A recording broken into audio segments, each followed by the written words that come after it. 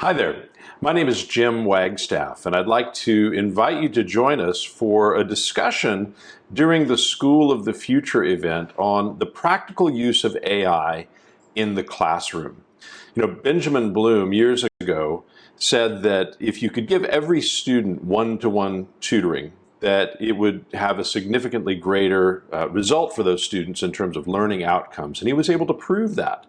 But obviously that is something that is impractical because there aren't enough teachers to provide that high quality one-to-one tutoring. So this is something that we're going to talk about and show you that is happening today with AI-assisted virtual tutoring.